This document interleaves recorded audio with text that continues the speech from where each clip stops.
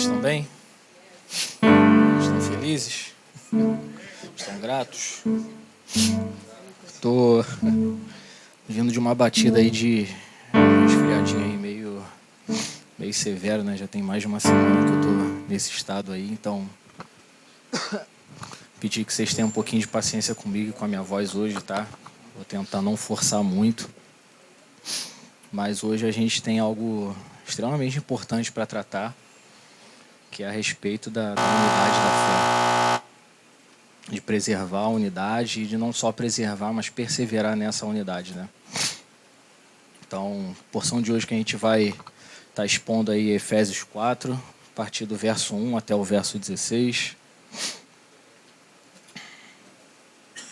Dá um tempinho aí para você achar.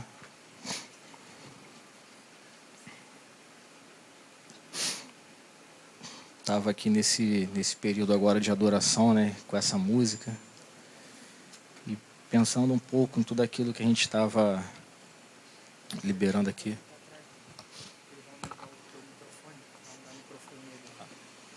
Sobre tudo aquilo que a gente estava liberando aqui para o Senhor, né?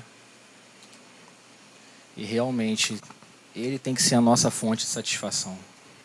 Ele tem que ser o nosso desejo, porque enquanto Ele não for esse desejo total do nosso coração, a gente não vai encontrar satisfação em mais nada. E às vezes parece que é chato ficar cantando uma frase só, ficar cantando uma coisinha só, um negocinho só, mas isso precisa ser uma expressão do nosso coração. Até que realmente o Senhor seja tudo aquilo que a gente necessita e a gente tenha um entendimento pleno disso. E como a gente vai ver hoje na exposição, a base para a gente manter uma unidade no Espírito é justamente essa, estar convicto de que nós estamos unidos por causa de uma pessoa, por causa dele. Então estamos unidos nele, estando unido nele, a gente caminha para um processo de unidade, não de uniformidade, mas de unidade. E aquilo que é essencial é a pessoa de Cristo. E se houver a pessoa de Cristo centralizada no meio da sua igreja, não vai faltar nada. E uma dessas coisas que não vai faltar é justamente a unidade. Amém?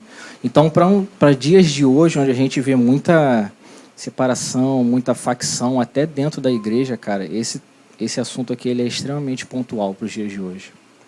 Amém? Então eu queria que você tivesse um pouquinho de paciência comigo por causa da minha voz, mas que você prestasse bastante atenção naquilo que a gente vai expor hoje. É um tema central para a vida de igreja, principalmente nos dias de hoje. Amém? Então vamos lá, Efésios 4, vamos do 1 até o 16. Vai colocar aqui. Por isso eu, o prisioneiro do Senhor, peço que vocês vivam de maneira digna da vocação a que foram chamados, com toda a humildade e mansidão, com longanimidade, suportando uns aos outros em amor. Está saindo aí? Fazendo tudo para preservar a unidade do Espírito no vínculo da paz. Há somente um corpo e um só Espírito, como também é uma só esperança para a qual vocês foram chamados. Há um só Senhor, uma só fé, um só batismo. Há um só Deus e Pai de todos, o qual é sobre todos, age por meio de todos e está em todos. E a graça foi concedida a cada um de nós segundo a medida do dom de Cristo. Por isso se diz, quando ele subiu às alturas, levou cativo o cativeiro e concedeu dons aos homens. Ora, o que quer dizer ele subiu, senão que também havia descido até as regiões inferiores da terra?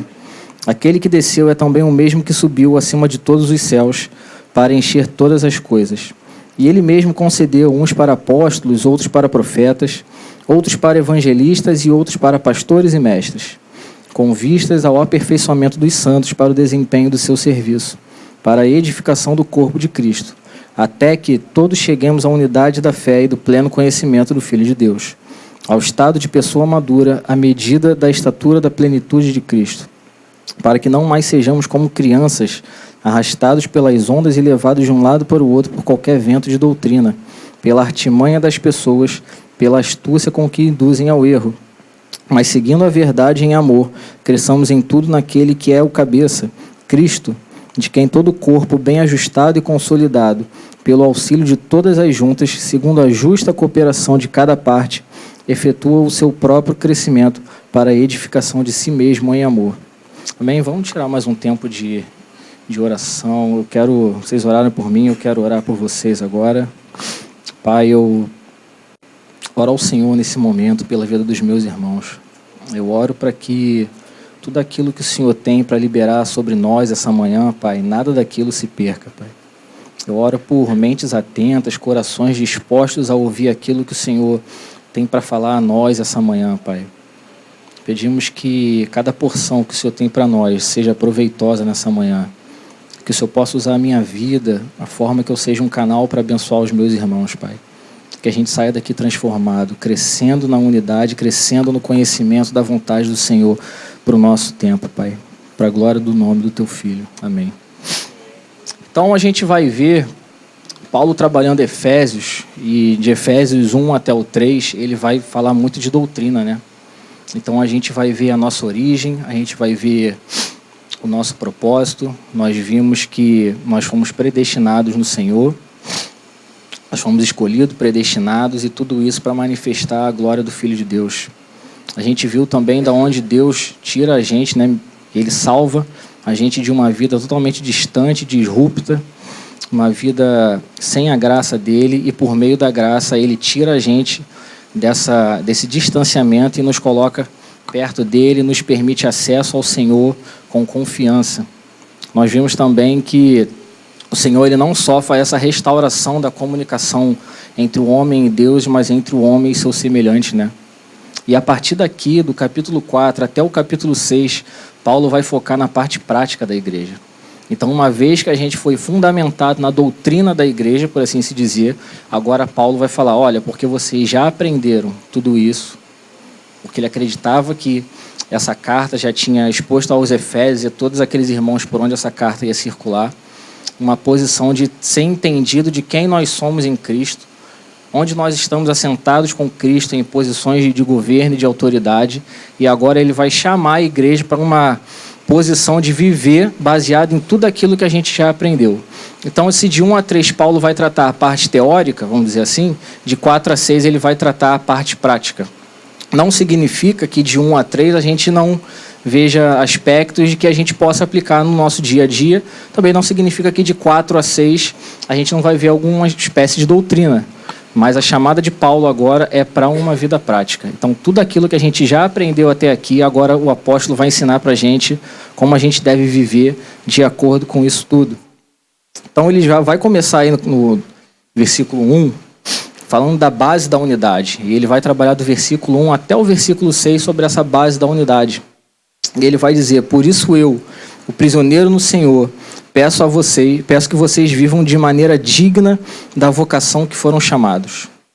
Então ele começa dizendo que ele, como prisioneiro do Senhor, muito mais do que prisioneiro de Roma, ele era um prisioneiro por causa do amor à sua missão.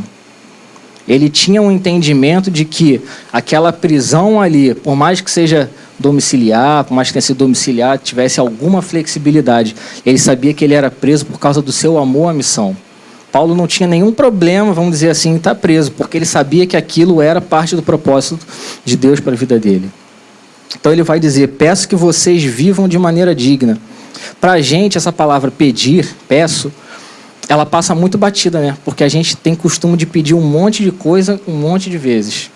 Só que para Paulo, e no contexto da época, essa palavra aqui no grego, parakalo, ela tinha mais do que um sentido de exortar. Ela significava rogar, ou seja, pedir com insistência e humildade, suplicar, implorar. Então, se a gente fosse fazer uma tradução, vamos dizer assim, mais fiel, Paulo está dizendo assim, irmãos, pelo amor de Deus, vivam de maneira digna da vocação de vocês. Paulo não está só, olha, se der, viva de maneira digna. Se não der, tudo bem. Não, o que ele está falando, irmãos, por favor. Talvez ele tivesse até uma ênfase um pouco mais forte dessa que eu estou falando agora, mas ele não está chegando e falando assim, olha, se der, se você quiser, dependendo do ambiente. Não, ele está falando assim, olha, eu estou implorando a vocês, vivam de maneira digna. Por quê? Porque vocês precisam viver de acordo com a vocação que vocês foram chamados. E essa expressão aqui, maneira digna, ela tinha um sentido de uma balança de dois lados. A gente hoje em dia vê essa balança digital no mercado, né? A gente esquece que antigamente tinha essa balança de dois lados aí. Quem é da área do direito aí vai saber do que eu estou falando. E o sentido era que, de um lado, você colocava o peso da vida de Deus e, do outro lado, você colocava o peso da vida do homem. E essa balança tinha que ser equilibrada. Ou seja, viver de modo digno da vocação que nós fomos chamados é viver uma vida que imita Jesus na sua totalidade. Então, ele já começa aqui falando de uma coisa que para a gente às vezes passa batido. Vou pedir que vocês vivam de maneira digna. Não, cara. O que ele já está falando aqui é extremamente forte. Olha, eu estou implorando a vocês, vivam uma vida como Jesus viveu. Pode não parecer fácil, mas, cara, depois de tudo aquilo que a gente foi fundamentado, a gente precisa basear a nossa vida em viver de um modo digno do Senhor. E aí eu quero abrir alguns pontos aqui. E aí eu estava pensando esses dias, né, até anotei aqui, que nos dias de hoje é onde muitas pessoas são pastoreadas por caixinha de pergunta no Instagram, né? E a gente vê assim: pastor, posso fazer isso? Pastor, posso fazer aquilo? Eu posso dormir no mesmo quarto que a minha namorada, mesmo a mãe dela estando no outro quarto? Eu posso, sei lá, fazer tatuagem? Eu posso beber? Eu posso fazer isso? Posso fazer aquilo? Para Paulo, o importante na vida de um cristão não é o que ele pode ou não pode fazer. É aquilo que a gente faz se é digno da vocação do Senhor. Então a gente fica assim: caraca, eu posso fazer não sei o quê? Mas a pergunta não é se eu posso fazer. A pergunta é: será que isso que eu vou fazer é digno da vocação que eu fui chamado? Mas a gente cansa de ver, vai ver pastor fulano. Pastor, eu posso fazer não sei o quê. Pastor, eu posso fazer não sei o quê. Eu posso fazer isso, eu posso não fazer aquilo. Cara, esse não tem que ser um princípio que norteia a nossa vida. F.F. Bruce, ele até vai dizer que viver de maneira digna da vocação é um princípio que deve servir de guia em todas as situações. Então eu vou comprar um carro. Tá, isso é digno daquilo que o Senhor me chamou para fazer? Cara, mas é um carro, mas não tem problema, é a sua vida, é o seu dinheiro, são as suas escolhas, as suas ações. Então a gente precisa inserir essa maneira digna de viver, essa maneira de imitar o Senhor em todos os aspectos da nossa vida. A gente já vem falando isso, parece que a gente fragmenta a nossa vida e a gente coloca o que é relativo a Cristo de um lado e o que não é do outro, né? Só que a gente falou, quem tem 7 vidas é gato, não é um cristão. Então todo o nosso viver, toda a nossa maneira de viver, toda a nossa conduta precisa estar relacionada à nossa vocação, ao nosso chamado. E para que nós fomos chamados? Interrogação. E aí é uma pergunta que causa dúvida, né? Para que nós fomos chamados? As pessoas estão ansiosas e desesperadas por descobrir o chamado de Deus para a sua vida. E Paulo vem falando aqui, cara, o seu chamado é imitar a Cristo. E dentro de tudo aquilo que você faz, render glória ao nome do Senhor. Então a gente vai ver que dentro da caminhada cristã, a gente vai fazer diversas coisas, e até hoje a gente vai ver um pouco disso, sendo uma área vocacionada. O Senhor vai escolher algumas pessoas para fazer determinadas coisas e Ele vai dar uma graça de capacitação para você fazer determinada coisa, mas até isso que você faz não é um fim em si mesmo. O que você faz é para a edificação do corpo e para a glória do nome do Senhor. Então nada do que a gente faz é para nós mesmos, mas é para ser através de nós. O Dan Duque que fala muito isso. Nada do que Deus faz na igreja é para a igreja. O que Deus faz na igreja é para ser pela igreja. Então nós somos só agentes, nós somos funcionários, vamos dizer assim. E o que a gente faz é para um propósito maior. Amém? Vamos seguindo aí. 2. E aí ele vai dizer: com toda humildade e mansidão, com longanimidade, suportando uns aos outros em amor. Então Paulo vai dar para a gente aí 4 aspectos de como a gente vai poder viver de uma maneira mais digna da vocação. Só que desses 4 aspectos que ele vai dar, 3 são relativos ao nosso interior. Então ele vai falar humildade e mansidão. E quando a gente fala humildade e mansidão, quem que a gente logo lembra? Jesus. Então olha o padrão aí de novo. É fácil a gente viver? Não é, mas cara, ele é o padrão. E se a gente já entendeu em que nós fomos fundamentados, quem nós somos em Deus, da onde Ele nos tirou, cara, isso é uma chamada para a vida prática, não é um peso.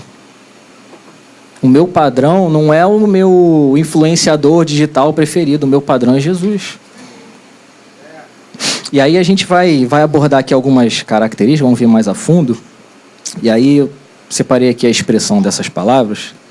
E humildade não significa pensar menos de si, mas menos em si. Se eu não me engano, é até o Mike Bickle que fala isso. E a gente, por costume, fala assim, não, a pessoa que é humilde é uma pessoa que não tem nada. Não significa isso. Porque ela pode não ter nada, mas quando ela tem alguma coisa, ela pensa só nela. Mas você pode ser extremamente rico e ser uma pessoa que você pensa no seu próximo. É difícil? É.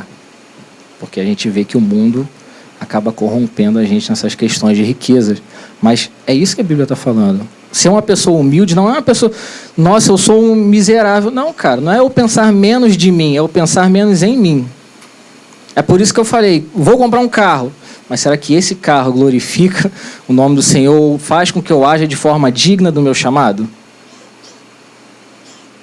E aí, para a mente grega da época, né, para a filosofia vigente na época, essa questão de humildade, ela era fraqueza e mesquinharia. Era o temperamento de um escravo. Era inconsistente com o respeito próprio que todo homem verdadeiro devia a si mesmo. Então, a cultura da época já subvertia tudo aquilo que Paulo tratava como algo importante para viver de modo digno do Senhor.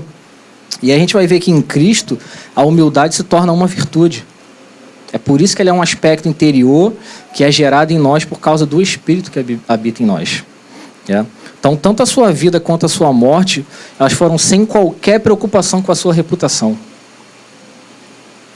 Tudo que Jesus fez no seu ministério, na sua vida e até a sua morte, foi pensando em algo maior do que ele mesmo de forma humana.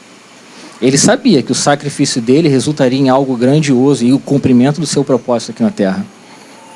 Mas para a mente na época, isso era totalmente contrário. Ser humilde, cara, era totalmente o oposto do que eles pensavam na época. E a gente precisa ter em mente aqui que Paulo está escrevendo a gentios, tá? Não está escrevendo a judeus aqui, está escrevendo justamente para pessoas que eram afetadas diretamente e todo dia por esse tipo de pensamento.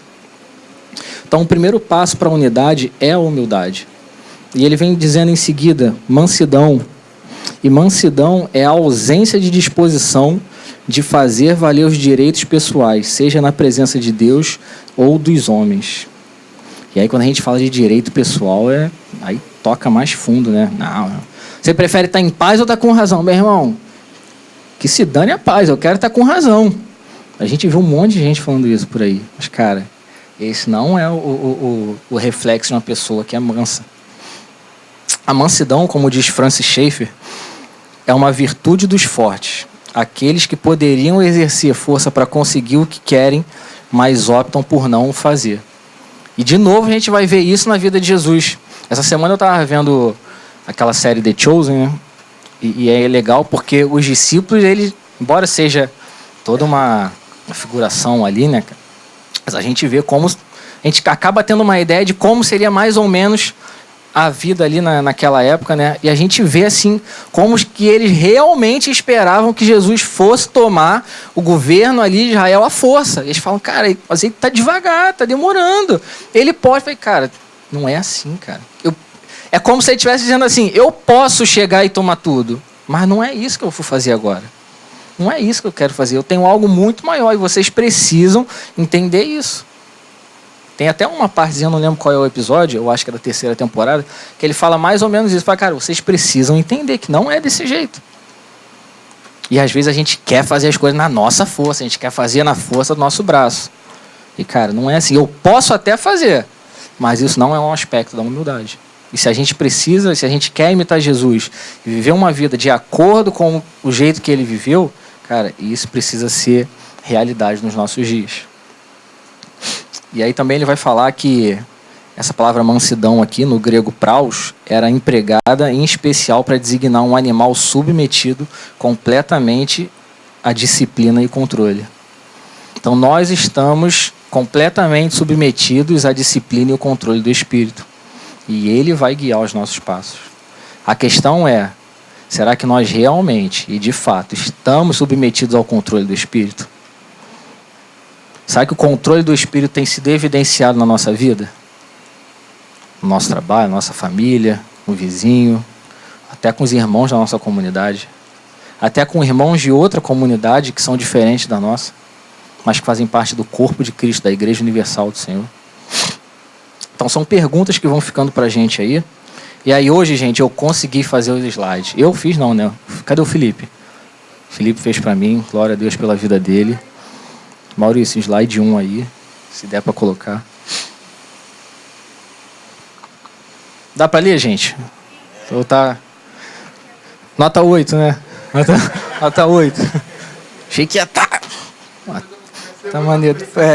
O estagiário tá na fase de estágio ainda.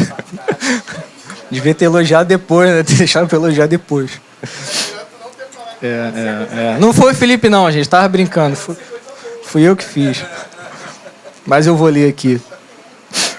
O homem que é manso não reivindica sua própria importância ou autoridade, pois nele cada instinto, cada um dos sentidos, cada inclinação da mente, do coração, da língua e da vontade, tudo, enfim, está sob o controle perfeito, o controle de Deus. Então vai dizer exatamente isso que a gente estava expondo agora, né? Toda a nossa vida, toda a nossa maneira de viver, ela está exposta ao controle do Espírito, ao controle de Deus. E se tiver de fato sendo exposta pelo controle do Espírito, a gente vai reagir de forma correta. E ele vem seguindo aqui, terceira palavra, longanimidade ou paciência, do grego macrotomia. É o espírito que suporta insultos e injúrias, sem amargura e sem reclamar, o Senhor. É o espírito que suporta a pura tolice dos homens, sem irritação ou reclamação. Eu tenho um amigo, posso falar porque ele não é daqui, não é o Maurício. Eu tenho um amigo que se ele estivesse aqui, ele ia estar se revirando na cadeira agora. O apelido dele é Murmurengo. Ele reclama de tudo, cara. Ele é meu padrinho de casamento, mas ele reclama de tudo. Maurício conhece, é aquele que eu te mostrei no shopping uma vez? Reclama de tudo. Ele com certeza estaria aqui se revirando na cadeira, cara. Caraca. E macrotomia vai indicar o não se apressar em vingar o mal ou retaliar quando for ferido por outros. Então a gente precisa, mais uma vez, ter isso em mente e adotar isso como uma prática de vida. Ah, mas às vezes eu quero responder, tá? Pô, eu tô no BRT, gente, pelo amor de Deus. Quem pega BRT aí sabe que o BRT ele testa a fé e a paciência de um crente, né? Jesus amado, mas como a gente precisa da graça do Senhor para não agir de forma errada, né, cara? E só o Senhor vai capacitar a gente para isso, porque, olha, é difícil, só o Senhor. E por último, ele vai falar uma palavrinha aqui, ó, suportando. Essa aqui a gente adora. Cara, eu não gosto muito do fulano, mas eu suporto ele. Não vou, o santo não bate. Não vou muito com a cara, mas fazer o quê, né? A gente tem que suportar em amor, vamos suportar em amor. Só que suportar aqui não tem esse sentido. Suportar não é apenas aguentar alguém, mas dar sustentação, ou melhor, prover tudo aquilo que de nossa parte pode cooperar para que os nossos irmãos alcancem a plenitude. Ou seja, sabe aquela pessoa que você só suporta? Então, você tem responsabilidade com a vida dela. Tá vendo isso aqui? Que tá servindo de suporte? Para o tablet, para a Bíblia aqui. Então, esse aqui temos que ser nós. Ou nós temos que ser isso aqui.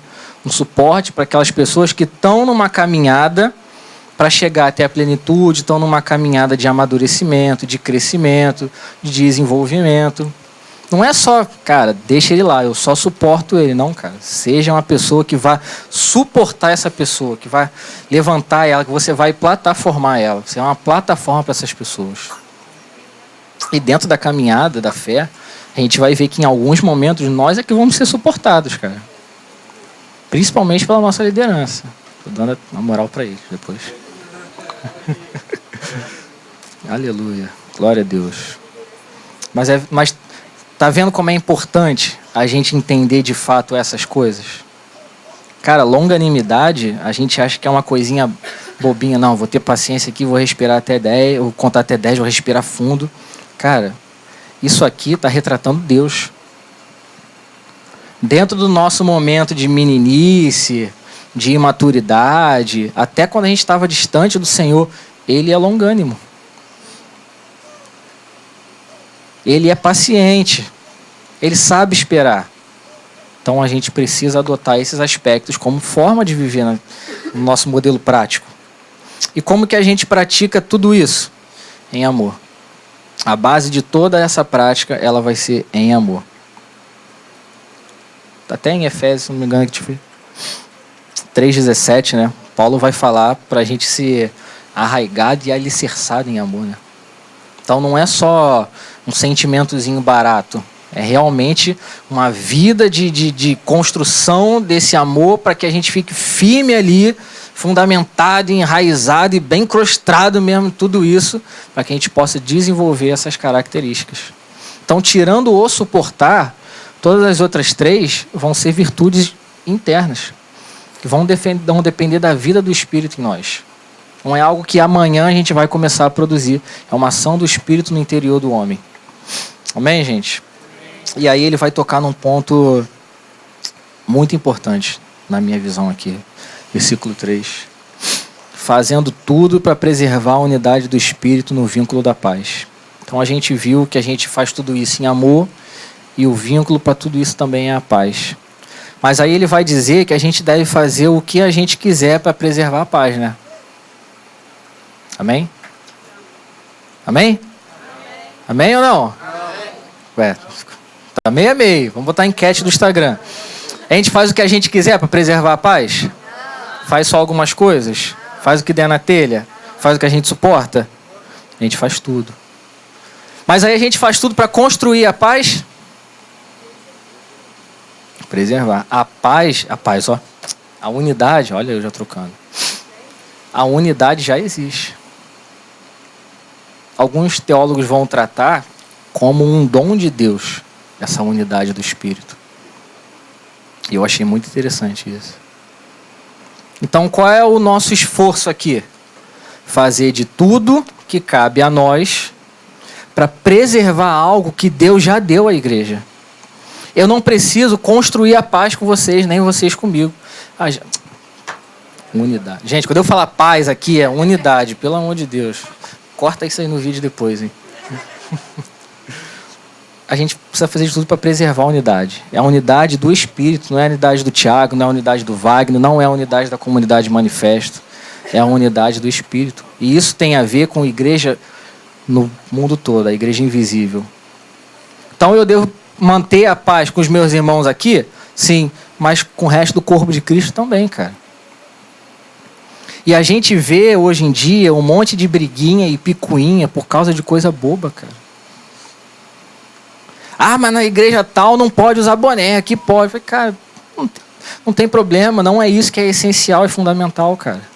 Eles são os nossos irmãos em Cristo, tanto quanto cada um de nós aqui somos. E a gente vai, às vezes, minando um monte de coisa, vai construindo aqui uns pontos de sujeira, de inflamação por causa de coisa boba, cara. E a gente deixa de preservar uma unidade no Espírito e a gente começa a criar um monte de facção dentro da igreja por causa de coisa que não é essencial. E isso tudo vai refletir o nosso estado de maturidade. Então a gente vai vendo aqui, mesmo com aquilo que Paulo não está falando de forma direta, como a gente precisa crescer na graça do Senhor, no entendimento daquilo que o Senhor tem para nós, como igreja local e como igreja universal.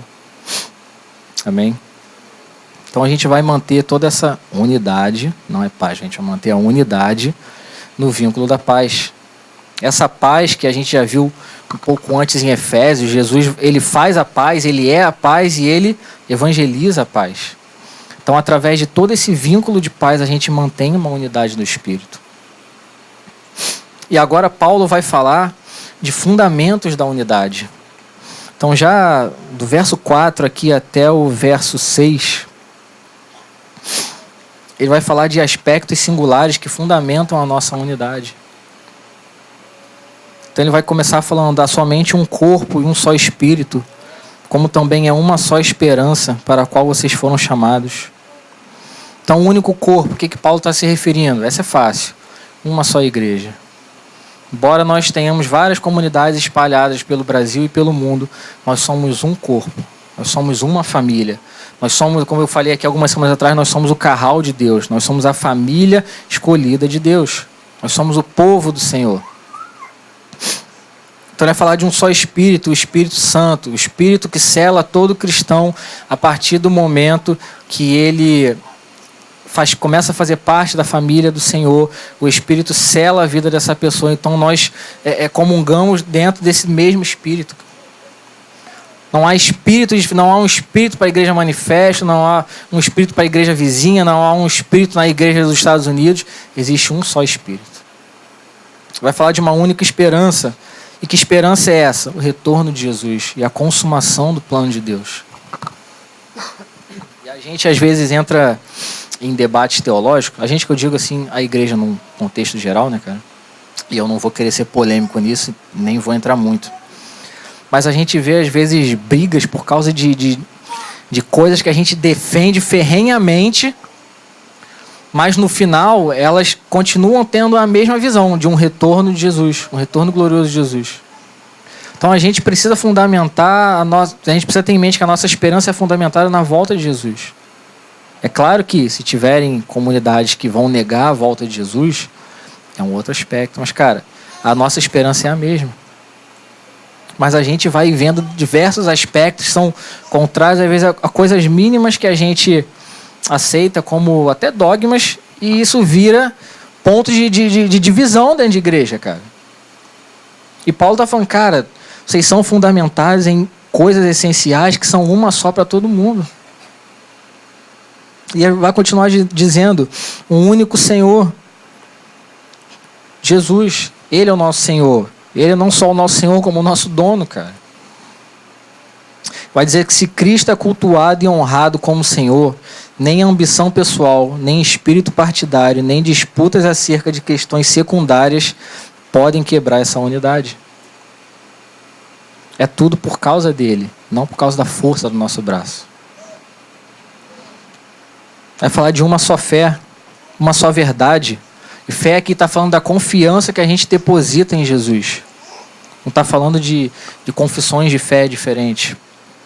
Se a gente deposita a nossa fé na pessoa de Cristo, no caráter e no propósito dele, cara, a gente precisa viver em unidade embaixo disso também. Vai falar de um só batismo. E embora a gente tenha diferentes posições e tipos de batismo, o que Paulo está falando aqui é de um batismo no corpo. Um batismo do Espírito. Um batismo no nome do Senhor. Tem irmãos aí que já tem coleção de batismo, né? Não vou nem olhar para... Quem é que se acuse se quiser. Mas Paulo está falando de um batismo no nome do Senhor. E aí ele vai continuar no 6. Um só Deus e Pai de todos, o qual é sobre todos e age por meio de todos. Então qual é o nosso único Deus? O Deus Pai.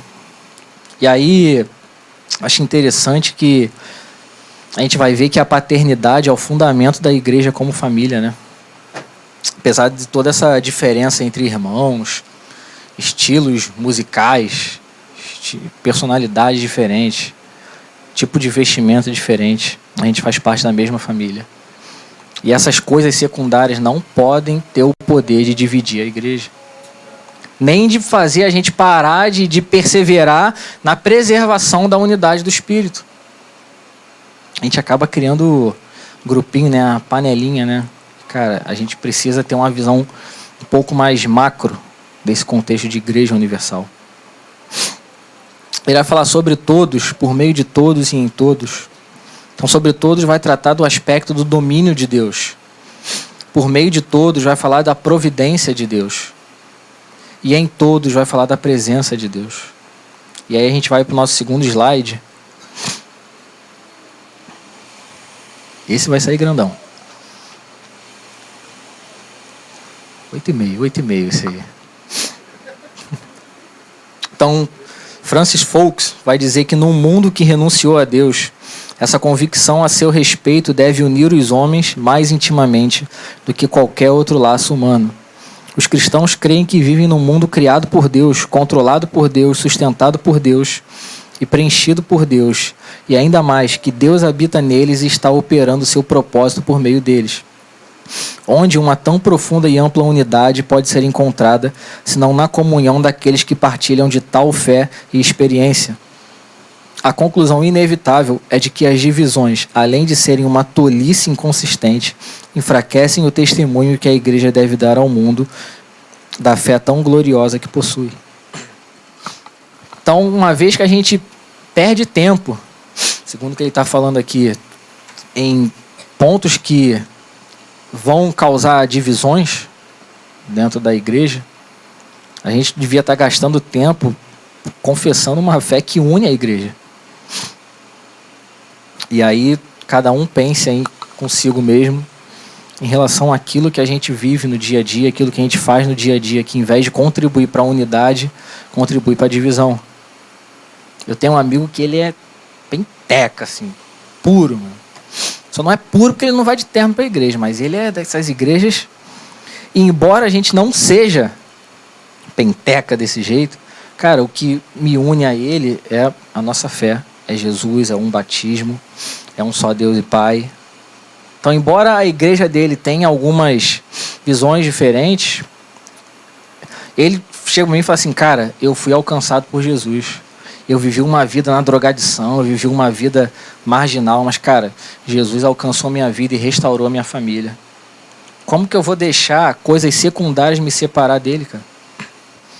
Se ele confessa a mesma fé, se ele lê a mesma Bíblia, se ele foi alcançado pela mesma graça que eu fui alcançado. Mas às vezes a gente olha por outros aspectos e fala assim, não, esse aí não é irmão. Talvez gente que esteja aqui dentro que não seja irmão. E a gente às vezes não se liga nisso. Porque será que é todo mundo que está dentro de uma igreja evangélica que ele realmente foi alcançado pela graça do Senhor? Talvez não. Talvez não. Mas a gente acha que está todo mundo aqui, nós somos irmãos, mas quem está fora não é irmão. E aí Paulo vai começar a falar aqui agora da preservação da unidade, né? E aí ele vai começar a tocar um pouquinho nos dons que vão servir a igreja para trabalhar nessa preservação da unidade e a contribuição do crescimento de cada um. E aí o 7 ele vai dizer, e a graça foi concedida a cada um de nós, segundo a medida do dom de Cristo. E essa palavra aqui, graça, Paulo não está falando sobre o aspecto salvífico, né? Ele está falando sobre uma capacitação divina para exercer algo que Deus liberou sobre a vida de cada pessoa de modo individual, né? E ele vai dizer que ela foi concedida a cada um de nós, ou seja, não existe nenhum cristão que não tenha pelo menos um dom que tenha sido liberado sobre a sua vida. Você pode ainda não ter descoberto e não está funcionando nele, mas não significa que não existe nenhum dom de Deus liberado sobre a sua vida.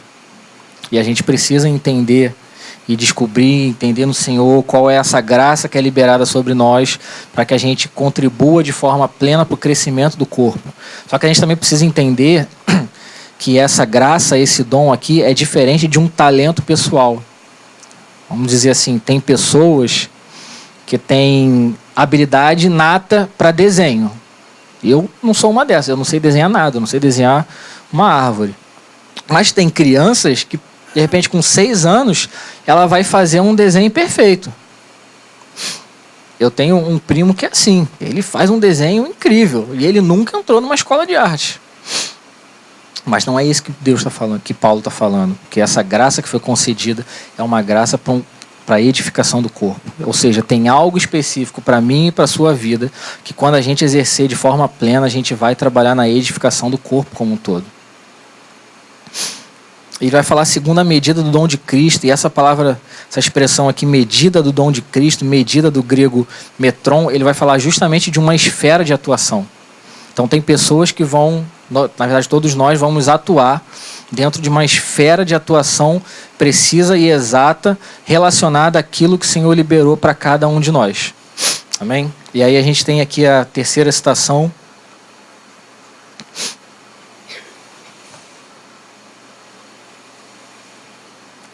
Vai sair, gente. Essa é certa. E aí o teólogo Francis Foulkes vai dizer que todos os cristãos compartilham da grande herança da fé e são os responsáveis pela guarda da unidade do Espírito, porque têm essa herança. Mas não devem esperar que suas personalidades, dons e tarefas sejam todos iguais. Deus não estabeleceu uniformidade, mas uma variedade de dons para os membros do corpo, porque em sua sabedoria quer que cada um dependa dos outros, ou como diz Calvino, nenhum membro do corpo de Cristo recebe uma tal perfeição que o torne apto a suprir suas próprias necessidades sem a assistência dos outros. Foram dados a cada um de nós dons diferentes para serem usados em benefício de todos. Então é exatamente isso que eu acabei de falar aqui. Todos nós temos um dom. Todos nós temos uma capacitação, em alguma área específica da nossa vida, uma graça do Senhor para exercer aquilo que Ele já liberou sobre nós com o propósito de edificação do corpo. Cabe a nós descobrir qual é essa área de atuação e que o Senhor ele possa liberar sobre nós entendimento e ajuda para que a gente flua nisso. E aí talvez a gente chegue aqui agora no ponto mais polêmico da nossa exposição, né? A gente vai pegar aqui o 8, 9 e 10, onde Paulo vai falar: por isso diz, quando ele subiu às alturas, levou cativo o cativeiro e concedeu dons aos homens. Eu quero tratar desse aqui separado. Paulo está usando aqui uma linguagem militar da época. Então, quando um general saía em batalha naquela época, e ele saía vitorioso, ele voltava vitorioso, conquistava a cidade, ele trazia todos os prisioneiros dele, amarrados pelo pescoço, um juntinho do outro, em fila indiana, e ele pegava tudo que era desses prisioneiros, ouro, prata, qualquer bem precioso que eles tivessem, e ele fazia uma procissão dentro da cidade dele, com todo esse povo amarrado, subjugado e preso pelo pescoço, escravos mesmo, e ele repartia todos os bens dessa conquista entre os seus seguidores. Isso era uma grande festa na época, né? Estava mostrando a grande vitória desse general, e ele pegava esses espólios de guerra e repartia entre os seus seguidores, entre os seus soldados, entre as famílias.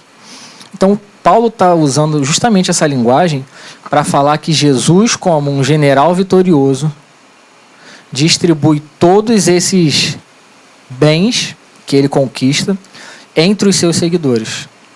Só que diferente da época onde esse general, esse homem general, pegava os bens dessas pessoas capturadas e distribuía entre os seus seguidores, hoje nós somos os seguidores e nós fomos aprisionados por conta do amor de Jesus, e ele distribui esses dons no meio da sua própria igreja. Então nós somos tanto os que estão sendo subjugados, mas nós somos escravos do amor de Jesus, e ele está distribuindo dons sobre a sua igreja. Ou seja, Paulo pega uma visão que seria algo catastrófico ou até angustiante para a gente pensar, e ele usa isso como uma forma de louvor ao Senhor. Nós não merecíamos nada, mas pela graça dele nós somos feitos amigos, família, filhos de Deus, e ele distribui os seus dons sobre esse povo que uma vez estava distante do Senhor. Essa é a interpretação desse texto, é uma referência ao Salmo 68. E aí ele vai chegar e dizer no 9, ora, o que quer dizer ele subiu, senão que também havia descido até as regiões inferiores da terra. Então, sem querer me esticar muito, essa aqui é alguns teólogos e muitos vão tratar esse verso aqui como se referindo ao túmulo de Jesus, até por conta do emprego aqui do grego, né? Muitos vão tratar ou vão especular sobre aquela questão de Jesus ter ido ao inferno, pregado aos mortos, mas lá em Pedro a gente vai ver que não acontece essa dinâmica. Jesus ia ao inferno e pregar aos mortos. A gente até viu isso no estudo do plano da promessa. Então, pelo uso do grego aqui, que Paulo emprega nesse versículo, está se referindo a não só ao túmulo de Jesus, mas toda essa questão de ele ter abandonado, ele ter deixado a sua posição de glória no céu, ele se esvazia dessa posição de Deus, se humilha em posição de homem, cumpre todo o seu ministério, sofre tudo que tinha para sofrer, é morto, enterrado, e exatamente isso quer dizer aqui. toda essa humilhação de Jesus, esse downgrade dele, quer dizer isso aqui, regiões inferiores da terra. Tem algumas outras passagens, eu não separei aqui, no Antigo Testamento, que vão tratar justamente essa questão de morte e de sepulcro como regiões inferiores da terra. Então parece que é um ponto muito polêmico, mas não é tão difícil assim da gente entender. E aí o 10 ele vai dizer: aquele que desceu é também o mesmo que subiu acima de todos os céus para encher todas as coisas. Então, aquele que se humilhou, veio à terra, serviu em forma de homem, se sacrificou, morreu, ele é o mesmo que ressuscitou. Está à destra de Deus Pai, e agora ele distribui os seus dons entre a sua igreja, e ele é a plenitude de todos nós. Ele enche todas as coisas, não só a sua igreja, como todo o universo. Ele preenche todo o universo com a sua presença.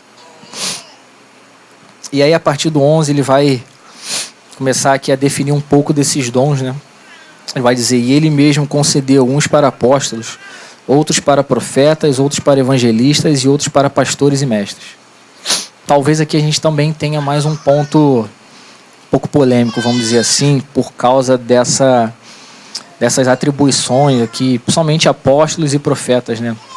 Tem muitas pessoas, e esse não é um ponto fechado na Bíblia, dentro do estudo teológico, que vai tratar esses dois dons aqui como encerrados para o dia de hoje, como se não existisse mais o ofício de apóstolo e o ofício de profeta no dia de hoje.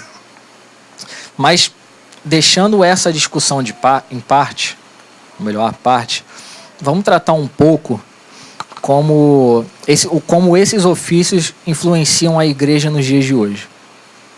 Romanos 12 e 1 Coríntios 12 vão tratar de dons do Espírito distribuídos entre a igreja. Nesse ponto aqui, Paulo está falando não só de uma capacitação sobre determinadas pessoas, mas ele está falando de pessoas capacitadas para servir a igreja, ou seja, ele está falando de homens dons. Pessoas que são o verdadeiro dom de Deus para uma comunidade ou para a igreja total de Jesus. Então, o apóstolo, embora na época, e alguns defendam que o apostolado ele era só para a igreja do primeiro século, né, porque ele tinha como essa missão fundamentar a igreja e, vamos dizer assim, plantar as igrejas, né? A gente ainda vê esse serviço apostólico sendo feito hoje, fundamentando a igreja, porque o que a gente mais vê são igrejas não fundamentadas na palavra. Então, embora, vamos supor que esse serviço tenha se cessado para o dia de hoje, não existem mais apóstolos, vamos dizer assim. Ainda assim, existem pessoas apostólicas, pessoas que são dotadas desse... Vou falar dotadas disso e falar que não existe, mas são pessoas que trabalham sobre essa influência do apostolado e vão ajudar na edificação, e não só na edificação, mas na expansão da igreja de Cristo, do corpo de Cristo, nessa parte de evangelização e de suplantação de igrejas. Mas a gente está sempre trabalhando aqui com uma ideia de que eles não existem, para a gente não ter muita discussão. Mas se você acreditar que existe, não está em pecado, tá? É uma posição que não é fechada na Bíblia. Isso, mais para frente, a gente pode até tratar de uma forma mais sistemática para, se houver alguma dúvida, a gente trabalha tudo isso. A parte de profeta vai ser essa mesma problemática. Porque os profetas, muitos vão trabalhar que não existe mais esse ofício de profeta para o dia de hoje, porque essa característica do profeta que dizia assim diz o Senhor não existe mais. Porque esses que diziam assim diz o Senhor foram os responsáveis por produzir o cânon bíblico. Mas embora não exista mais essa característica de profeta que trabalhe na formação de uma teologia bíblica ou de um cânon divinamente inspirado, esse contexto de profeta a gente pode ver como um profeta era uma pessoa que ele discernia a estação e fazia com que a igreja trabalhasse e se movesse dentro desse entendimento. Então, para os dias de hoje, vamos de novo trabalhar na hipótese que não existem profetas, mas é extremamente importante ter pessoas proféticas dentro da igreja. Porque a gente precisa, talvez mais do que nunca, discernir os tempos que a gente está inserido e se movimentar dentro da direção de Deus para esses tempos. Então, de novo, por mais que não existam apóstolos e profetas ou possam não existir, é extremamente necessário para o corpo de Cristo pessoas que se movimentam na vertente apostólica e profética, para poderem justamente fundamentar a igreja dentro do ensino bíblico e poder estar discernindo tempos específicos para que a igreja caminhe dentro disso. Amém? Deu para ficar claro? Eu não quero ser muito polêmico nisso. Quer falar? O Léo depois. É porque eu realmente, eu até conversei com o Léo, eu falei, Léo, e aí, mano? Deixa fluir.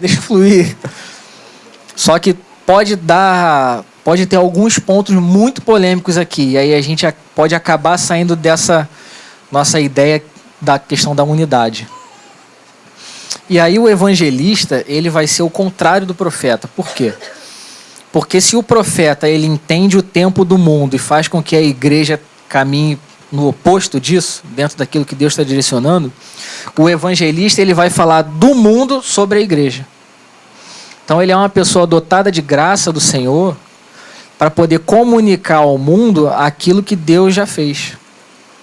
Então ele tem uma facilidade muito grande de contemporaneizar a mensagem bíblica. E parece que é fácil, mas não é, cara. Tanto que é um dom de Deus sobre a igreja. Então ele consegue expressar a mensagem bíblica e o evangelho dentro de artes, dentro de música, dentro de política, dentro de contextos sociais. E a gente vê como isso é importante para o dia de hoje, porque nós somos uma sociedade extremamente diversificada. E a gente vê como esse dom é importante para os dias de hoje. Eu tenho um amigo que ele não é reconhecido como um evangelista, ele não tem esse cargo oficial, mas, cara, é nítido, e não sou só eu que falo, todas as pessoas que estão em volta dele falam, cara, é nítido uma capacitação evangelística sobre a vida dele. Eu nunca vi uma pessoa ter uma facilidade para falar de Deus, do evangelho, de Jesus, do jeito que aquele cara tem. Eu falo para ele, cara, eu não estou querendo ser a pessoa que vai te afirmar como evangelista, mas é nítido. Cara, se você parar para sentar e conversar com ele, você vai ver que é nítido uma graça de Deus na vida dele sobre isso. E ele não é uma pessoa que sabe ensinar. Às vezes ele ia dar algumas aulas e ele não se fazia tão bem entendido, ele não era muito fluido nessa questão da didática, mas ele sentando, explicando assim de um jeito... A pessoa está conversando de música, é um cara do hip hop, ele chega lá, não sabe nem dançar, ele inventa uns negócios lá, ele começa a pregar o evangelho dentro de um contexto de hip hop. Eu falei, cara, eu nunca imaginaria fazer uma coisa dessa, cara. Mas ele faz assim com uma facilidade que eu nunca vi ninguém fazendo. E a gente, para pegar um exemplo mais assim conhecido, a gente vai ver Billy Graham. Cara, a facilidade que aquele cara tinha de comunicar o evangelho para multidões é algo de Deus sobre a vida dele.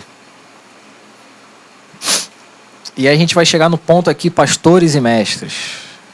Aí o Léo gosta desse, né? A gente trata muito essa questão aqui como o ministério quíntuplo, né? Como se fossem 5 ofícios do Senhor sobre a igreja. Mas quando a gente dá uma pesquisada aqui, a gente vê que na verdade seriam 4, né? Porque no grego não existe essa separação de pastores e mestres. Ele vai fazer uma coisa só. No grego, ele está falando aqui de pastores, mestres, ou seja, o ofício pastoral está anexado ao ofício do mestre. Um pastor é um mestre e um mestre é um pastor, né? E também é muito importante isso para os nossos dias, que pessoas que não só saibam cuidar, mas saibam ensinar daqueles que eles estão cuidando. Amém? Amém, gente? Ou não amém? Então, o nosso pastor mestre está aqui. Né? E não, agora sem brincadeiras, é evidente isso na vida do Léo. Não estou falando isso porque ele está aqui ou porque ele é o nosso pastor, mas eu estou pegando um exemplo vivo de uma pessoa que está com a gente todo dia, que a gente conhece a família, que a gente conhece a casa, que a gente conhece o modo como ele cria os filhos. Ele poderia, se fosse uma pessoa que só chegasse aqui, falasse e fosse embora, você Pô, esse cara é diferente, não sei o quê. Mas é um cara que está com a gente todo dia, cara. E a gente vê a paciência que ele tem de pegar os BOs e cuidar, e tratar, e investir na pessoa. Geralmente todo mundo que vai na casa do Léo sai com alguma coisa, né? A camisa, o material.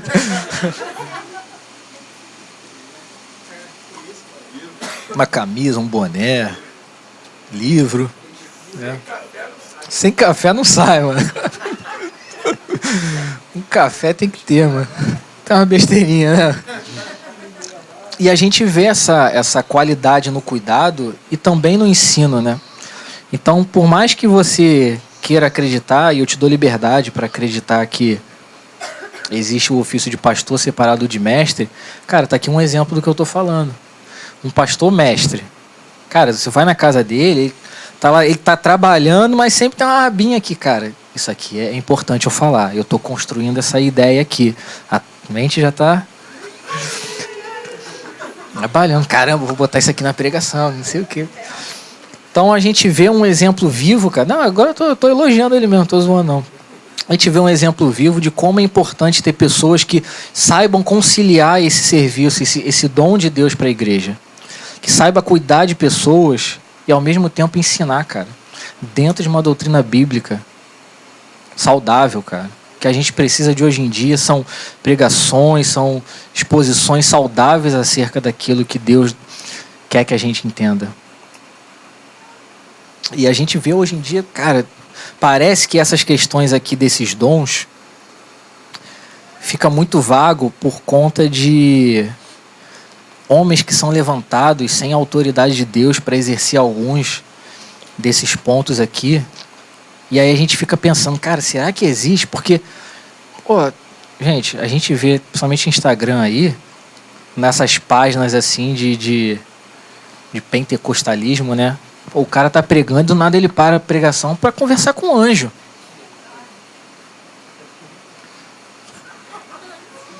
O cara é profeta. Ontem mesmo eu tava passando lá, vi o cara, não sei o que, porque o fulano veio aqui. Porque eu, para vir aqui, eu cobro, né? Se não pagar, eu não venho, não. Mas eu sou profeta, que não sei o que. As pessoas se vendem, tem pessoas sendo levantadas aí como apóstolo, como profeta, como semideus, apóstolo sol, não sei o que, do pano de saco. Gente, a gente olha para isso aqui e parece que é uma bagunça. E, cara, não é possível que... Cara, e Deus vai botar ordem nas coisas. Mas por causa dessa nossa contemporaneidade extravagante aí, que qualquer pessoa é apóstolo, qualquer pessoa é profeta, todo mundo quer prever futuro aí, como se o ofício do profeta fosse só isso, prever futuro, fica muito banalizado. E a gente deixa de ter uma compreensão correta de como esses ministérios atuam dentro da igreja. E como é importante o corpo de Cristo ter isso sobre ele. Então a gente precisa, quando a gente reconhece um desses ofícios aqui na vida de uma pessoa, a gente precisa reconhecer, cara. Porque dar profetada é fácil, cara. Quem nunca recebeu uma profetada? Mas você tratar um assunto com a forma profética, devidamente tratada, reconhecida, sendo a verdade, cara, não é fácil.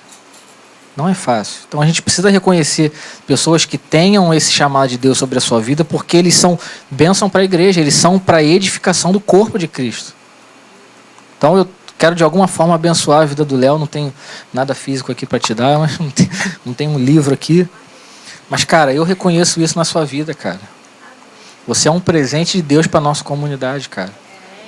Ah, porque ele prega bem? Não, cara, porque o pregar bem dele é o resultado de um gasto de tempo, de recurso, gasta a família, para poder preparar algo que realmente seja de Deus para o crescimento da igreja. Não é a fim de aparecer. Cara, a gente não tem nem condições de aparecer, cara. A gente está escondido em Guadalupe. Se ele quisesse fazer para aparecer, ele estaria no lugar errado. Mas quem aqui já foi edificado pela vida do Leonardo? Então a gente precisa abençoar a vida dele, reconhecer isso e tratar isso como um ponto importantíssimo de crescimento para a vida da nossa igreja. Amém?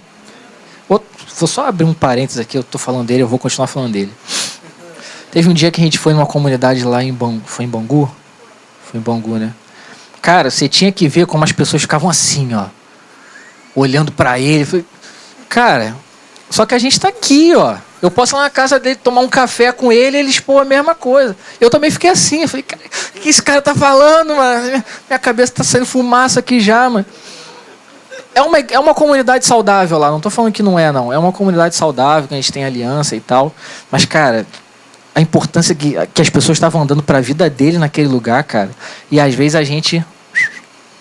Não quero criticar ninguém, falar que alguém está agindo de forma certa ou errada, mas estou só exemplificando. Parece que às vezes a gente deixa... O profeta não tem honra, senão na sua própria casa mesmo, então deixa para lá. A gente precisa reconhecer. Assim como podem ter pessoas, e vão ter pessoas que vão ser levantadas dentro dessa vertente evangelística, apostólica, profética, que, cara, a gente precisa reconhecer. Por quê? Porque isso é algo que Deus está dando para o crescimento da igreja. Para o crescimento da nossa comunidade, para o crescimento de uma igreja universal, cara. A universal do reino de Deus. Amém? Então, vamos seguindo aí. Verso 12. Já gastei muito tempo nesse 11 aqui. Paulo vai falar que todo esse presente dado por Deus à igreja é com vista a uma coisa: aperfeiçoamento dos santos. E porque esses ministérios funcionam dentro da igreja, nós somos perfeitos, vamos ser perfeitos e aí fim de papo, acabou, né? Ponto final. Claro que não.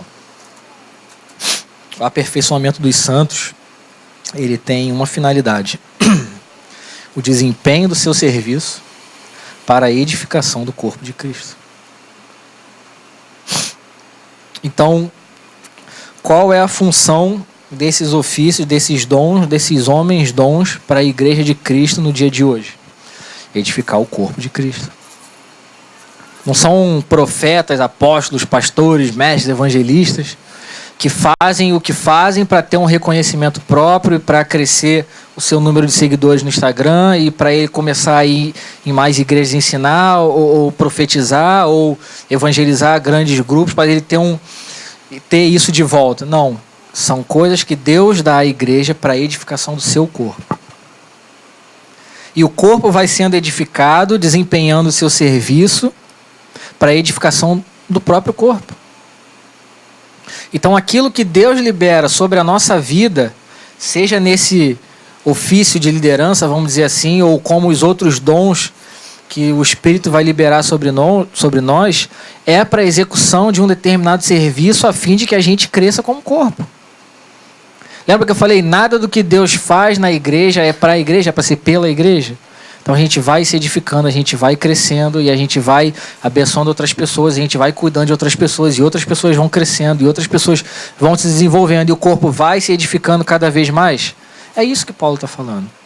Não existe um serviço que ele, fui alcançado, estou pleno, acabou. Não, cara. O aperfeiçoamento dos santos é para desenvolver um serviço específico. Lembra do Metron, da esfera de atuação? Nós vamos sendo aperfeiçoados por esses homens dons, vamos crescendo e vamos desempenhando o nosso serviço dentro da nossa esfera de atuação, a fim de que o corpo cresça. Só que isso precisa ser algo natural na nossa vida, não precisa ser algo pesaroso ou uma vida inteira que vai levar para descobrir qual é a nossa função.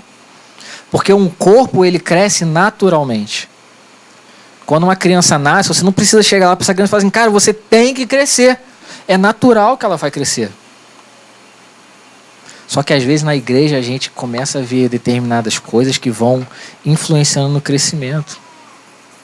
E aí a gente não entende qual é o nosso chamado para essa vertente dos dons, qual é o nosso dom que a gente tem lá dado de presente, e a gente não funciona nele e parece que o corpo não vai crescendo. Porque a gente ainda tem um entendimento de que crescimento de uma igreja é crescimento em número. Só que crescer em número é inchaço, cara. Se você não estiver crescendo no desenvolvimento pleno da sua função. E às vezes a gente vê assim, igreja com 500, 1.000, 2.000, 3.000 membros. E fala assim, irmão, qual é o dom que Deus liberou sobre a sua vida? E ninguém sabe.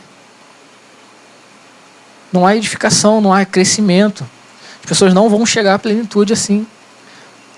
Então a gente precisa, com o auxílio desses homens e mulheres, dons, que vão edificar, vão trabalhar no desenvolvimento de todo o restante do corpo. A gente precisa entender qual é o nosso dom, o nosso presente. O que Deus deu pra gente quando a gente entrou na família da fé. Todo mundo tem alguma coisa, não tem exceção. Ah, mas eu não sei fazer nada, querido. Tem alguma coisa. Tem alguma coisa. Posso te garantir isso. E aí essa palavra aqui, aperfeiçoamento, do grego katartismos, ela tem dois significados. O primeiro é ajustar, restaurar e pôr em ordem, ou pôr em ordem. E o segundo é equipar ou habilitar algo para um propósito determinado. Então é justamente o que eu falei.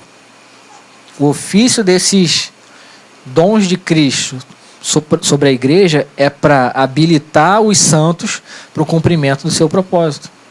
Então o Léo habilita, estou usando o exemplo do Léo de novo. Então o Léo, pelo dom que Deus deu a ele para exercer no corpo, ele exerce e ele faz com que a gente cresça nesse nosso serviço, no nosso desenvolvimento do nosso serviço, a fim de que a gente edifique o corpo. Então esses homens dons, eu sei que vocês já vão, a maioria aqui já vai saber desse exemplo, esses ofícios eles são como os treinadores, os técnicos de um time de futebol. E nós somos os jogadores. Então ele vai, acerta a esquerda, acerta a direita, cobre aqui, faz isso, acerta o meio de campo, e a gente vai jogando ali. Entendeu? Fica mais claro essa analogia para vocês? Então, os 11 jogadores ali dentro do campo, eles não podem falar assim, cara, eu não sei porque que eu estou aqui. Eles sabem por que eles estão ali. Mas mesmo assim, por fora, tem alguém treinando eles, cuidando, trabalhando na edificação e no crescimento deles. Mas todo mundo dentro de campo sabe que está trabalhando para uma coisa específica, para o time ganhar, para fazer gol, para o time ganhar, para o time sair vitorioso. Então não existe uma pessoa no corpo de Cristo que não seja dotada de um dom dado por Deus. A gente pode ainda não saber, mas existe. Existe um dom sobre a mim e sobre a sua vida. E aí mais à frente, essa palavra aqui, serviço, ainda no 12, ele usa a palavra diaconia, mas ele não está se referindo a aquele mesmo uso dos diáconos, né? Por exemplo, no caso do Maurício. Não significa que todo mundo vai exercer a mesma função que o Maurício como um diácono da igreja, mas todo mundo vai exercer um serviço. Então, você não é chamado para poder ficar só na sua cadeirinha ouvindo pregação todo domingo. Nós somos chamados para fazer alguma coisa. E isso que a gente faz, edifica o corpo de Cristo e glorifica o nome do Senhor. Então toda essa a nossa vida cristã, ela pode ser baseada em etapas, mas ela vai tendo sempre um processo e sempre alguma coisa a gente está fazendo, cara. Ninguém é chamado para ficar sentado. Nós somos chamados para fazer alguma coisa. E essa alguma coisa é aquilo que Deus já liberou sobre nós. É por isso que tem pessoas que vão trabalhar a vida inteira dentro de uma coisa e ela nunca vai ter o sucesso esperado, vamos dizer assim. Por quê? Porque não é o dom de Deus para a vida dela. Não é o chamado de Deus para a vida dela. Tem um vídeo, eu não sei se alguém já assistiu, ele está no YouTube, se eu não me engano, o nome do vídeo é O Preço do Seu Chamado, o Preço do Chamado, alguma coisa assim. E aí é um cenário onde Deus chega lá e fala assim, pastor Maurício. Aí vem o Maurício e ele fala assim, não, mas eu não sou pastor, eu sou contador. Aí ele, não, cara, o meu chamado para a sua vida era ser um pastor. E tinha tantas almas para você cuidar delas, para que elas participassem plenamente do seu serviço no corpo de Cristo. Não, mas eu não sei. Então, você nunca soube identificar aquilo que eu tinha para a sua vida. Aí ele vai lá e chama, contador Leonardo. Aí vem o Leonardo, não, mas eu não sou contador, eu sou pastor. Então, mas o que eu tinha para a sua vida não era você ser um pastor. Era você ser um contador. E se você fosse um contador, você ia trabalhar em tal empresa e você ia estruturar todas as finanças dessa empresa e o dono dessa empresa ia usar todo o seu recurso para poder abençoar missões. E tantas e tantas e tantas almas iam ser abençoadas e ganhas. E aí, por fim, ele chama uma mulher lá, irmã Isabelle. Aí chega a irmã Isabelle, toda simples, humilde, fala assim, Senhor, eu nunca preguei, eu não sei nem evangelizar direito, eu nunca fiz nada de relevante, a única coisa que eu fiz foi cuidar dos meus 3 filhos. E ele chega e fala assim, vem pro gozo do seu Senhor, porque o meu chamado para a sua vida era criar os seus 3 filhos. E os seus 3 filhos juntos já ganharam mais de 1 milhão e tantas não sei o que almas. Então a gente precisa entender o que o Senhor nos chamou para fazer. Porque quando a gente entende o que Ele chamou para fazer, a gente funciona de forma plena. E é por isso que às vezes a gente vê igrejas deficientes, comunidades deficientes, e que não estão se desenvolvendo de acordo com o que o Senhor queria, porque existem pessoas que estão num púlpito pregando, que não era para estar no púlpito pregando. Existem pessoas que estão exercendo determinados ofícios dentro da comunidade, mas que era para elas estarem pregando. Porque existia uma graça de Deus sobre a vida delas para pregação, para ensino. Então a gente acha assim, é dom, se Deus deu, beleza, se não deu... Não, cara. Existe toda uma ordem estabelecida por Deus para que a gente funcione de forma plena, a fim de que o corpo cresça e seja edificado. Então parecem coisinhas bobas, coisinhas colocadas assim aleatoriamente, mas não é, cara. Dentro de um propósito eterno de Deus, existe uma especificação para tudo isso que a gente faz. Amém? E ele vai falar, até que todos cheguemos à unidade da fé e do pleno conhecimento do Filho de Deus, ao estado de pessoa madura, à medida da estatura plena de Cristo. Então, primeiro ponto, até que. Então, quando que os dons vão funcionar e o exercício dessas funções vão ser plenamente exercidas? Até que a gente chegue à unidade da fé. E essa palavra até que, do grego katantal, né? Katatal não, tá, gente? É usada como uma referência aos viajantes que chegam ao seu destino. Então, até quando a gente vai exercer os dons do katatal aqui? Até chegar ao nosso destino. Não cheguei no destino, então continue exercendo o seu dom. Mas eu estou cansado. Continue exercendo o seu dom. Mas a igreja está com 2.000 membros. Continue exercendo o seu dom. Mas está entrando oferta para chuchu. Continue exercendo o seu dom. Mas eu estou cansado. Continue exercendo o seu dom. Até que a gente chegue no nosso destino. E a gente vê esse processo de unidade da fé não tem a ver como convergência de dogmas, né?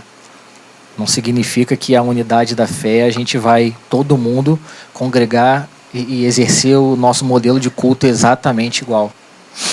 Mas está relacionado a depositar a confiança numa mesma pessoa em relação àquilo que é essencial.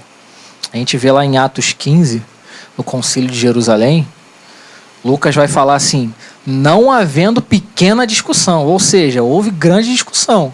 Os apóstolos estavam divergindo sobre alguma coisa, mas no que era essencial eles concordavam. Então, dentro do processo de crescimento, de desenvolvimento, a gente vai ver coisas que são diferentes, e tem coisas que são diferentes que não são pecado. O que é pecado a gente vai precisar tratar com radicalidade, a fim de que todo mundo seja alcançado e cresça. Mas tem coisas que não são essenciais. É o que eu falei, eu sou irmão em Cristo da pessoa que está na igreja do lado, que lá não pode usar boné, não tem problema. Mas se o que nos une é a nossa fé comum em Jesus, tudo bem.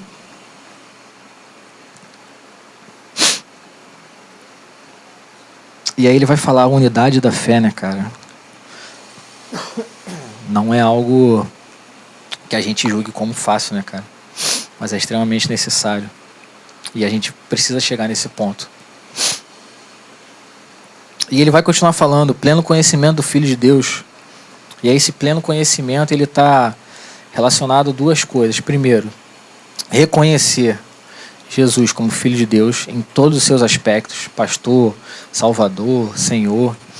E está falando de um pleno conhecimento mesmo, de entrar num lugar, de conhecer o Senhor, de desenvolver um relacionamento. Basicamente o que ele está falando aqui é de uma relação assumida. Vamos andar de mãos dadas na rua? Vamos, Jesus, vamos embora. Eu conheço o Senhor. Conhece de verdade? Será que a gente conhece de verdade? Será que a nossa vida tem sido vivida de modo que a gente está desenvolvendo um relacionamento com o Senhor na integralidade? É fácil dizer que a gente conhece o Senhor. Hoje em dia, conhecer é muito fácil, mas conhecer está diretamente ligado a um relacionamento. Por exemplo, Adão e Eva, vamos pegar esse exemplo assim. E Adão conheceu Eva. Tu acha que Adão estava passando lá? Opa! Tudo bem, irmã? Você é nova aqui? Ah, já chegou semana passada, é? Você veio da onde? Ah, vim da Costela. Ah, seja bem-vinda, paz do Senhor. Não, pô. Tá falando de um relacionamento íntimo. E esse Paulo está falando exatamente aqui, a mesma coisa. Pleno conhecimento é o quê? Desenvolver uma relação a fim de que eu realmente possa dizer que conheço a Jesus e que ele possa dizer que ele me conhece. E ele vai continuar falando ao estado de pessoa madura. Quero ler um trechinho aqui que eu anotei. Vem dizendo assim: à medida que cada crente exercita os dons que Deus lhe deu, 3 coisas acontecem. Primeiro, o corpo experimenta a unidade. Em segundo lugar, torna-se mais maduro espiritualmente. Terceiro, torna-se mais semelhante a Cristo. Unidade da fé, pleno conhecimento e maturidade constituem o triplo objetivo em vista. Isso equivale à plenitude de Cristo. Tem mais uma citação aí, Maurício? É o 4. Um passarinho fechou aí.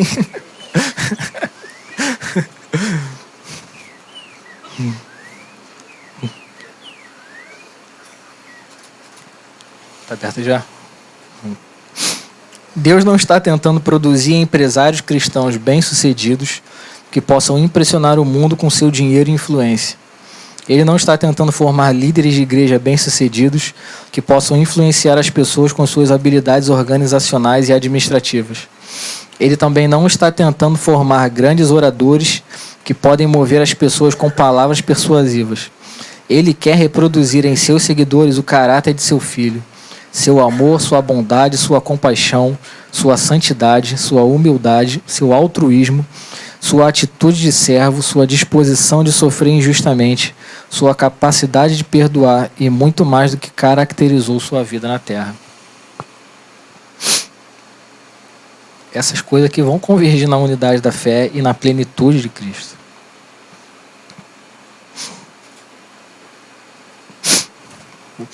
Eu ia ler algumas coisas aqui, mas eu quero pular logo.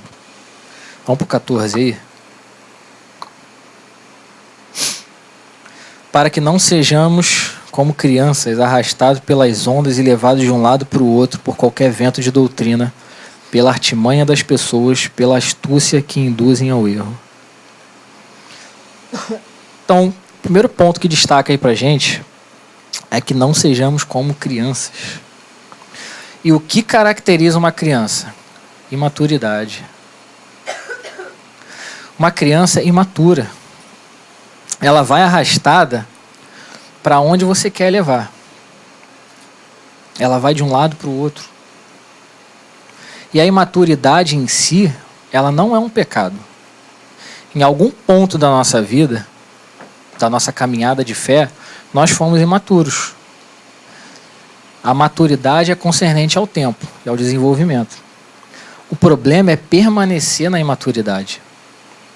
Gente, eu vou dar um testemunho aqui.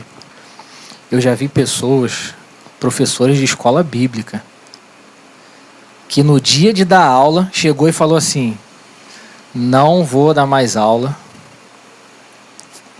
porque eu não saí na foto da festa ontem. E ó, a pessoa deveria ter mais tempo de professor do que eu tinha na igreja. E eu já devia estar lá para o meu 7º, 8º ano nessa comunidade. A pessoa falou assim, ó, não vou dar mais aula, não quero mais saber, porque eu não apareci na foto ontem e estou repensando se eu vou continuar fazendo parte dessa comunidade. A gente acha que imaturidade é uma coisa que a gente brinca assim quando a gente fala, né? Mas não, cara. É verdade. Existem pessoas que são imaturas dentro do nosso meio. Por quê? Porque o tempo de tempo de congregação ali que você tem não significa que a sua maturidade está crescendo, está plena, está se desenvolvendo. A gente vê, às vezes, picuinhas dentro da igreja por causa de bobeira, cara. Muito mimimi. Se Paulo tivesse aqui hoje escrevendo, eu falei, irmãos, guardem a unidade da fé, sem mimimi, por favor. Tá demais. Tá demais. A gente é uma comunidade pequena ainda, cara. É fácil tratar as coisas, mas comunidade grande, cara, tem gente saindo por causa de bobeirinha, cara. Eu não apareci na foto. Cara, o que tem que você não apareceu na foto? Cara? Você não estava servindo dentro daquilo que o Senhor provavelmente chamou? Sim, mas eu não quero mais, eu não apareci na foto, então eu estou fora. Não quero mais. E aí Paulo vai falar que essas pessoas são arrastadas de um lado para o outro por qualquer evento de heresia, né? Evento de heresia, né? Que a gente sai, né? Evento de quê? A doutrina? Não era heresia que as pessoas saem? Que elas são arrastadas? A doutrina, né? Aí a pessoa é reformada. Mas aí ela descobre um cara que ele atua no profético assim, nível hard. Aí ele fala assim, não, mano. O bagulho agora é o profético.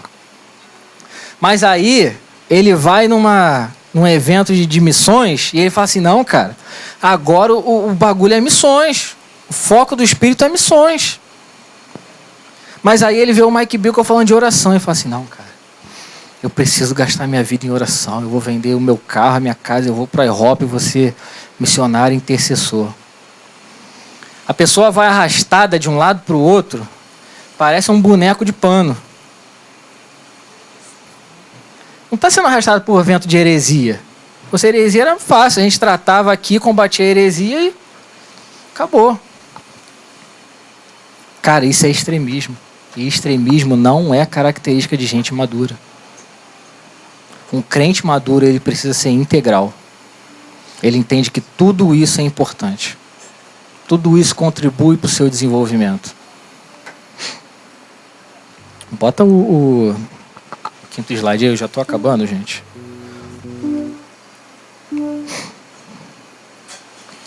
E aí John Stott vai falar que tais cristãos são imaturos. Ele vem dando uma descrição anteriormente.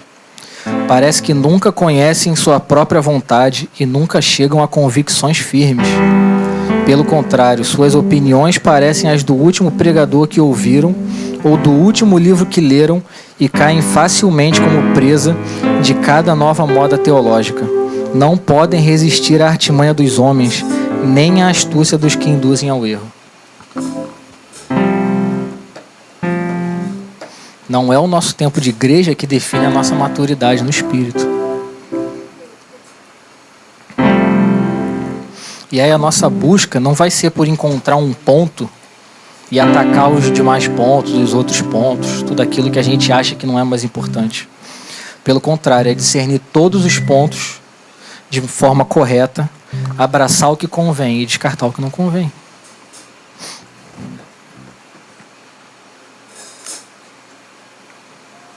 E aí o resultado de pessoas que são talentosas dentro daquilo que Deus deu para elas, equipando os santos para servir o Senhor e os outros, é que os crentes se tornam estáveis na sua fé. Então a gente vê a importância dos ministérios e dos dons para a igreja. 15. Mas seguindo a verdade em amor, cresçamos em tudo naquele que é o cabeça. Então, se antes ele fala que as crianças são levadas e arrastadas de um lado para o outro, que é um sinal de imaturidade, o sinal da maturidade, de um crescimento e de um desenvolvimento, de uma perseverança dentro da unidade, é seguir a verdade. E seguir não é involuntário, é voluntário. Eu posso arrastar o Daniel, meu filho, tudo quanto é lugar que eu vou, mas eu não posso arrastar o Bruno. Ele vai comigo se ele quiser, porque ele tem um estado de maturidade hoje já, que eu falo, Bruno, você tem que ir comigo. Ele fala, não, cara, eu não tenho que ir com você, mas eu posso ir com você. Então o maduro, ele discerne, cara, e dentro desse discernimento ele vai crescer. e ele desenvolve o corpo. Então a gente não tem que ser levado de um lado para o outro sendo manipulado, mas a gente segue de forma voluntariosa. E o papel dos ministérios, do exercício dos ministérios, não é pensar pelas pessoas, mas é levar as pessoas a pensarem.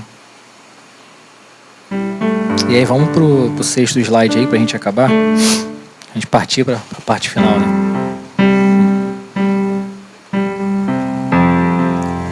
John Weed vai dizer que nosso crescimento deve estar sempre avançando. O anão espiritual é um estado disforme e vergonhoso. Além disso, à medida que os crentes crescem, seu poder espiritual se desenvolve e seus sentidos espirituais são exercitados, para que sejam mais capazes de repelir as seduções de falsos e astutos mestres. Para a gente encerrar 16...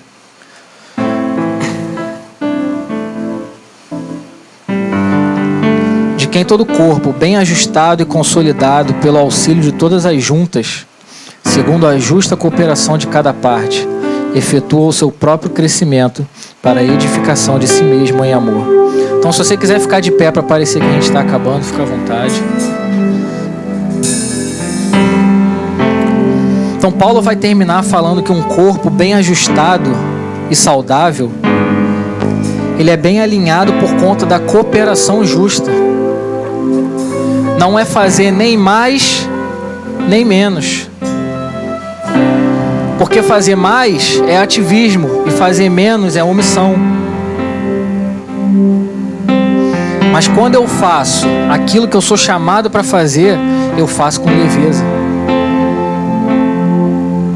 A edificação não é o aumento numérico, mas o crescimento espiritual. E a gente precisa ser intencional em amadurecimento. Precisamos ser intencionais em amadurecimento.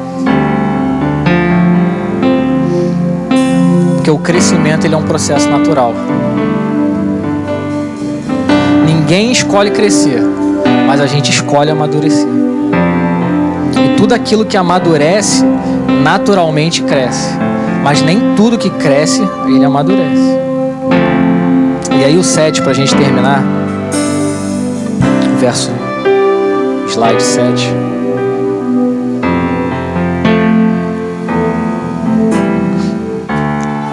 Mais uma citação do Francis Foulkes. O amor determina que cada membro procurará a edificação de todos. Então, sem dúvida, se houver a comunhão da convivência em amor e a demonstração da verdade em amor, o aumento numérico virá como consequência natural. Mas tudo isso a gente faz em amor. Então eu quero terminar com encorajamento.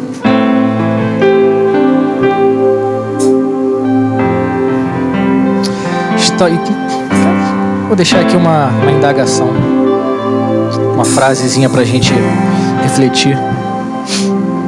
Estamos nos desenvolvendo como igreja e é preciso ter comprometimento integral de cada parte de nós em estabelecer uma igreja plena.